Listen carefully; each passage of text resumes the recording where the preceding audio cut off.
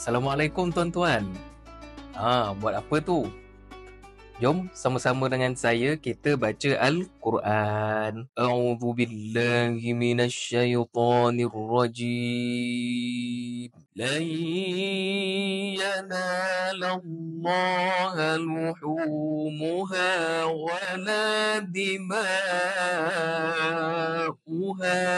Daging haiwan korban dan darahnya itu sekali-kali tidak akan sampai kepada Allah. Walakin yanaluhu taqwa minkum. Tetapi yang sampai kepadanya adalah ketakwaan kamu. Kadzalika sakhkharaha lakum litukabbirullaha ala ma hadakum. Demikianlah dia menundukkannya untukmu agar kamu mengagungkan Allah atas petunjuk yang dia berikan kepadamu. Wa basyiril muhsinin.